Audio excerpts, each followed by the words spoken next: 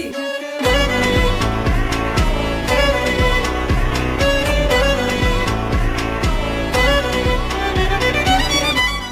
Life is a roller coaster, wild and free. Each poem tells a story. Come see, hear the journey, feel true. Inspiration here for you. Dive into struggles, wins, and the fight, sharing lessons that spark your light.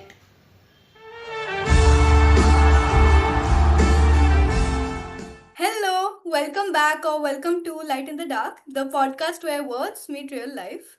Today's episode shines light on a poem that speaks of creating opportunities, being in the real world, and just exploring an untamed path. Here is how it goes. Seeker and Finder. Beneath the sky's vast, endless dome, where winds whisper tales of lands unknown, I set my heart, my feet, my gaze on untamed paths through sunlit haze. With every step, the earth breathes white, mountains loom, and oceans chide. The forests hum with ancient lore, inviting me to seek once more. Through valleys draped in morning mist, a dreamy paradise ticked off my list. I chase the call of distant screams, of starlit hopes and waking dreams. Each winding road, each turning stone, whole stories I can call my own. The sky a map, the sea my guide, with wonder always by my side. And I will walk through night or rain, through joy, through fear, through loss, through gain. The thrill of new, the great unknown, forever feels like the feeling of coming home. These lines are about curiosity, exploring, and being in the unknown. And today, our guest knows that feeling too well. Please meet Ratnesh. I'm essentially a learner, basically always thinking about, hey, how can we understand children and understand learning? I'm also the co-founder of Arohi Life Education, which is a space where children decide what they want to learn, how they want to learn. The child is the curriculum. His passion for open learning, unlearning, child driven education, and creative freedom aligns beautifully with the poem Seekers and Finders. So, together, let's see how this roller coaster of a journey goes. What does this poem evoke for you? Well, to me, it evokes life because life is a journey and nobody can predict it. Nobody can say this is what will happen tomorrow for sure. Let's get deeper into this. Do you see children as natural seekers? Absolutely. That is what has drawn me to education. I was not qualified to be working with children. I still am not. But I was drawn to children because they are natural seekers, adventurers. They can they can embrace all uncertainties without really giving one thought to it. In fact, they thrive on that. What's new? What's up? What's down? What's there? What's here? That's how children work. And the best people to learn, Mishti, about living life is children. We should learn from children how to live life. Beautiful. So, how do we protect that instinct of being a natural adventurer? Well, if you're asking as a child, I would say just keep on doing it. Don't bother about what the world says. So they have all kinds of lovely ideas. Whenever people give you these lot of gyans, note it down in a book which you don't go back to again. Right? Nice. And just enjoy. Just go with your instinct. Just go with your own thought process. Definitely you will get rain. Definitely you will get failures, as your poem very clearly says. But the sunlight is always there, beckoning us to our own aspiration and dreams. Lovely. So, since you also said that there will be failures, there will be times when you don't know what to do. So, how does the idea of finding home in the unknown work for you? In some ways, home is unknown. Right? Even if I may have an address, I may have a building, I may have a bed that I know, but that's not really the home. The home is our mind. And what will our mind do? Will it fight tomorrow? Will it cringe tomorrow? Will it grip tomorrow? Or will it just go crazy, berserk with doing things? We don't need to worry about the unknown because that is our home.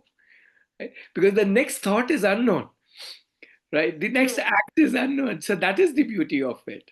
So, we are all seekers, and like the seeker in the poem, how can parents and children alike sort of get off the beaten path and create their own? I think it's very, very easy for the parents, provided they start looking as the child as their guide. If we hold the child as somebody who can help me discover myself, and if we hold that joy, then automatically parents will become will embrace the unknown as their home with excitement, with the same curiosity with the child has when the child looks at anything closed. The child wants to open it and see what's inside, right? It's the same joy we can have for every day, because every day is a gift wrapped beautifully and coming to us every day in the morning. So let's dive a bit deeper into this. Sure. You said children are already doing this. But if they are already doing this, then how does unlearning, which is sort of going back from learning everything you have, how does that help?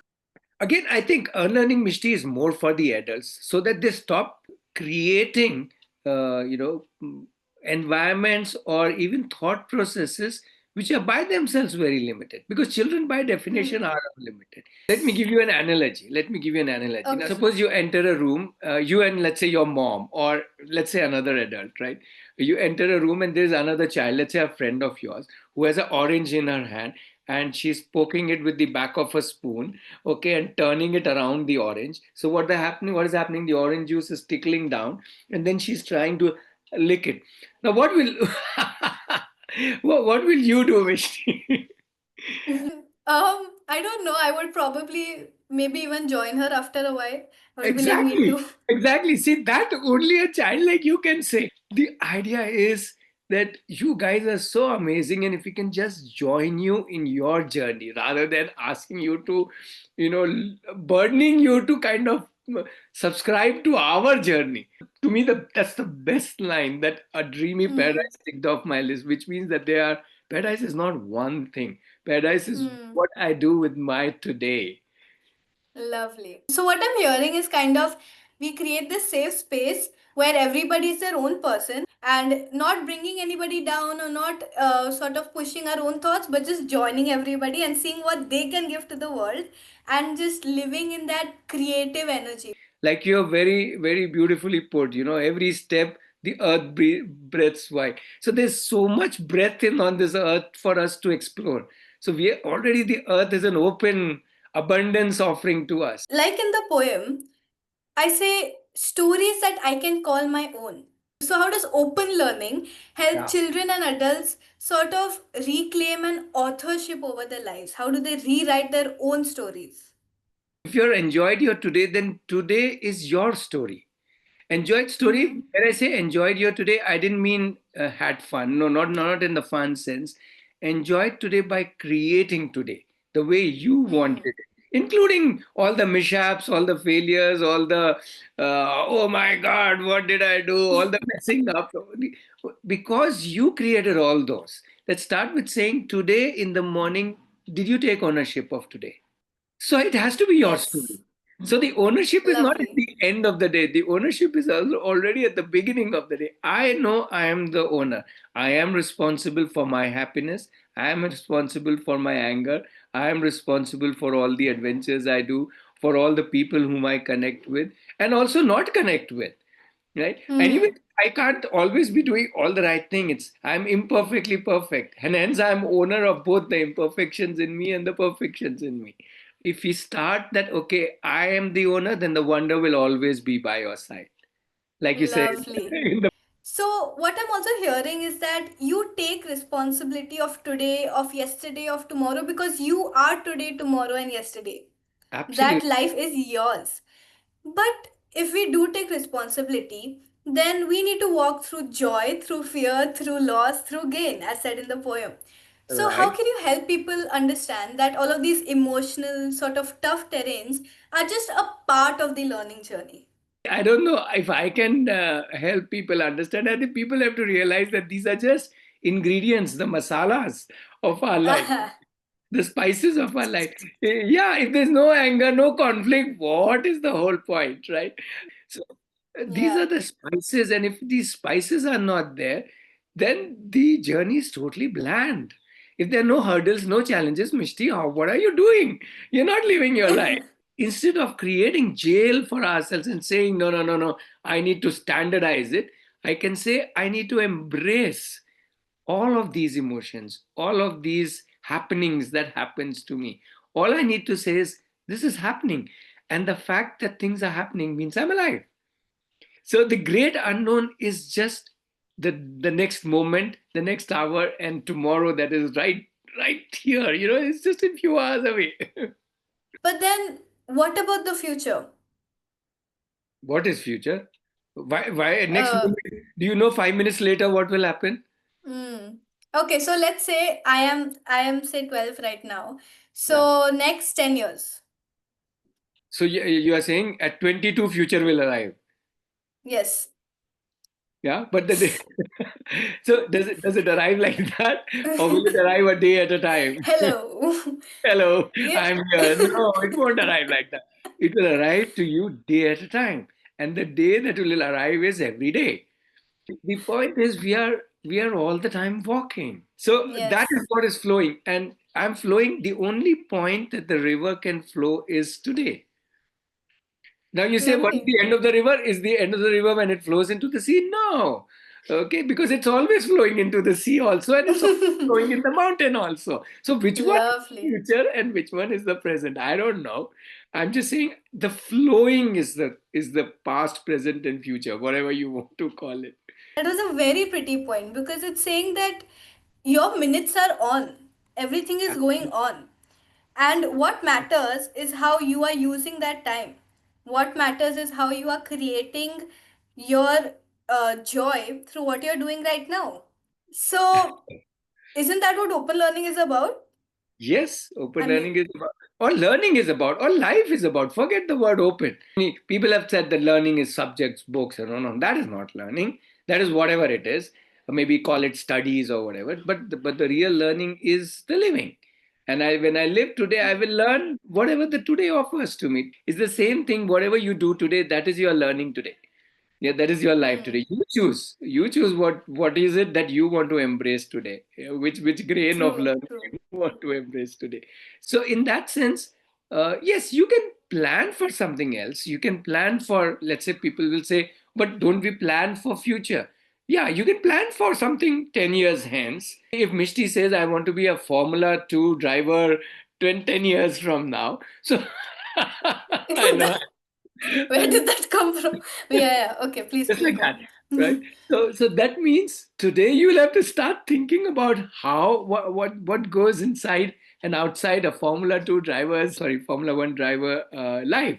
So having a goal is a good idea, because that gives us a planning, and planning and goal is a good idea, because then I can make choices today. The whole idea of goals and plans is to help you choose your pathways, but that does not mean that the pathways are closed or other options are closed. So, as is in the poem, the sky is a map and wonder is a guide. And if it is so, then what does a truly free learning journey look like? Well, I think the free learning journey looks like what the heart or the mind from inside is calling. Let Hmm. us say you go to a little nature place. Let's say there are trees. Let's say there's a lake. Let's say there's a small forest on one side. Let's say there's a nice hill to roll down, and let's say there are some birds and butterflies and some animals. I'm just describing a nature place. Where will you be drawn to? How will you decide that? Will you go to the lake? Will you go to the forest? Will you kind of just watch the butterflies? Or would you roll down the hill? Or you may do a combination of them. How will you decide that? You may say, Absolutely. let me go into the lake. And when you go to the lake, it's so cold. You say, no, I'm not going into the lake. Let me go there. So it's all coming from within you. And which is Mm-hmm. where I'm saying each child, including you and me, I'm also child, each child is designed to have this calling from inside us. What is calling me? What is drawing me, right? And so many exposures happen. I'm sure you are exposed to so many things. Now you got exposed to paragliding and you said, oh, I want to do paragliding like left, right, and center, right? And you took to it. That's not a, I'm not saying it's a great choice. I'm not saying it's a bad choice. It's a choice. That's the definition of freedom. Freedom is the whole whole thing about choosing. When you say sky's the map, it's only giving you choices. Sky isn't saying this choice is better and that choice Hmm. is not good. Sky is saying you choose. I'm only Hmm. there as a map for you to choose the choices. The best part is when you say the sky is a map and the sea is my guide. Now, what is the sea? Now, when you say sea is my, to me the sea is all the waves that are going on inside me. That's how I do Hmm. the analogy of your poem. Where am I drawn towards? Which one I am drawn Hmm. towards? And I'll reach out to that today. And I can change it Love. tomorrow, or I can continue to reach out in that way. So, at the start of your example, you said you jump into the lake, but the lake is so cold, like, and then you jump out. So now you're sort of thinking, shall I do this? But only because it's tough. You're only rethinking it because it's tough. How does Mhm. that work for you? It's time for a little reflection, I would say. It's time to step back and say, okay, I wanted this, but I didn't do this. I was, in that sense, Hmm. shy. I'm just using the Hmm. word shy people use for people, but I would use shy for anything. I was shy Hmm. of more coldness there, right? Is that shy worth it for me or not? If it's okay, if it's not, if it's trivial, if it's not that important, then it's okay. What's the big deal? Hmm. Just like I don't need to connect with every person, I don't need to dip into every lake. But if I come back and introspect, no, the desire is the heat, if you may call it, and the lake is the cold, then if the heat is or the warmth inside me is more than the coldness of the lake, then I will automatically overcome that, whatever that hardship that comes along the way. But that's the thing. Somewhere after some time, the hardship becomes zero, and then you are rolling on your passion. And honestly, I would not say the hardship becomes zero, but your stamina and strength for your skill increases so much each day that Yeah. eventually that hardship feels like it's zero, right? Because you have leveled up. That has not gone down. Absolutely. And that is what is called learning. That means you've learned it. Once you have learned something, it's Right. no more hard in that sense. So you also said that I might connect with people or I might not. But do you think on this journey of being on an untamed path, having people next to you is important? I think connecting either with people or any place or any resource or any culture or anything for that matter, it's not a question of important or not important. Invariably, connections will happen. It's very natural for a connection to happen, and it's also very natural for certain connections not to happen. Whichever happen and whichever supports me in my journey, well and good. There's a Hindi song, you won't have heard it, it's a very old movie song. No. It says, Pal do pal ka saath hamara, pal do pal ka yarana. That whatever connection I am making, however is that long moment is, let's not measure Hmm. it in terms of time. Let's measure is it in terms of the yarana, the friendship which we made with that. As you said, it could be just a lake that I visited once in my life, but I can be connected for my life with it. The friendship is for the life. So the yarana Hmm. is the more important rather than the pal part and the time part. Even if I met somebody for 5 minutes and we shared, a cup of tea with a cup of joy, isn't that beautiful? It's beautiful. And let's end with that thought because today we've learned that learning isn't a destination, it's a path, it's a flow, and it's a tough, beautiful, winding, insane path that none of us have walked before. We're just learning each and every day. And whether you're 5 or whether you're 50, you're allowed to seek, or shall I say, you're free to seek. So, Absolutely. thank you so much, Ratnesh, for being there with us today. Any thoughts you would like to share? Yeah, so I would like to end with the last line of the poem, which says, "Forever feel like the feeling of coming home." If we are at home with ourselves, in that sense, at in sync with ourselves, then we are always at home, irrespective of Hmm. what is happening outside in our life. And I would say, just go ahead, enjoy your home because you're always with you, right? Do whatever Right. you want. There's nothing called as achievement. Whatever you do is an achievement if that brings joy and satisfaction to you. So go ahead. achieve what you want to achieve. And that is how you are the star in this beautiful night. Lovely. So keep exploring and keep going, glowing, and growing. This is my book, Light in the Dark, and the poem is called Seekers and Finders. If you like this poem, if you want to read more, check out the details in the description. And lovely. Thank you so much, Ratnesh, for joining. This was very beautiful. And this is Mishti signing out. See you next time. Bye bye. Thank you. Bye bye.